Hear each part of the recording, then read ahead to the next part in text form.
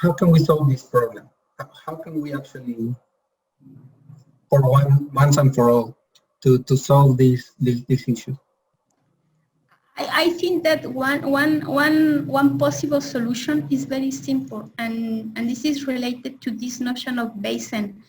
We need to think about the others downstream. Yeah, and that we have a shared waters. And when I say shared waters, not necessarily or including Mexico and the U.S., including upper riparian users or upper basin users, downstream users, some of the tributaries. Yeah. And very important also, I will add to that a very important aspect that I have mentioned before is that capacity to identify ourselves with the territory, to say I belong to this area, but that doesn't mean that this water belongs to me.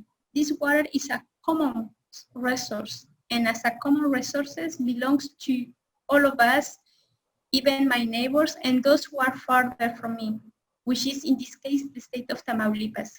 Yeah, you have many very good points in the difference between ownership and belonging. Yes.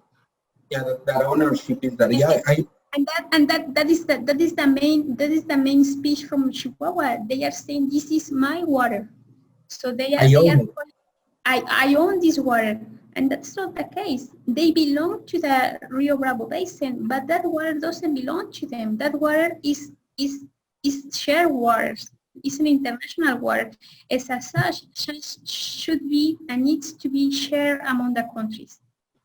Yeah, and I do think in that one, Luzma, I fully agree. This kind of change in the mindset that I own the water, I can do it with the water what I want, and not the belonging sense of I belong to the basin, and as a citizen of this basin, I share water. The water is a shared resource. It's a common resource, exactly. And I do think.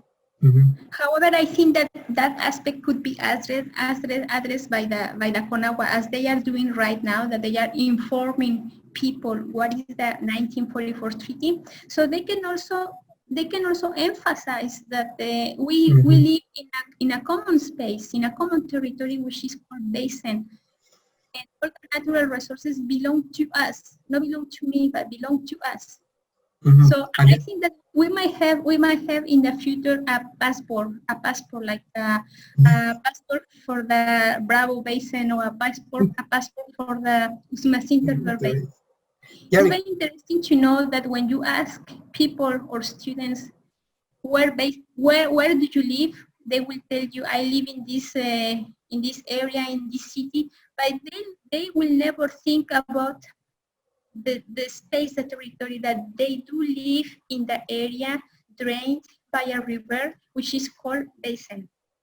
That is correct. Yeah, the change of the mindset. Also, you were mentioning, Luzma,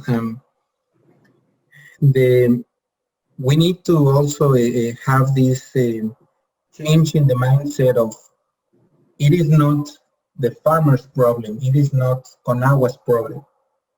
It is everyone's problem. It is everyone in the basin and who cares about the basin problem. That we need to change it. Like, this is not someone else's. It is actually everyone's. And as if it is also your problem, you're part of the solution. Exactly. You are right, Sam, and this is the most important challenge from the integrated water resource management approach, to integrate all of the users, all of us, within the management of the water resources.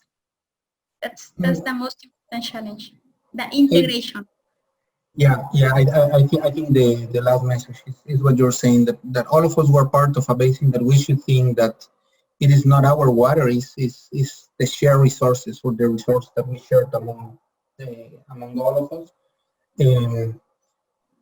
That unfortunately has gone as some of these political agendas, and that we should just keep thinking that it is a problem of all of us, that we can solve it.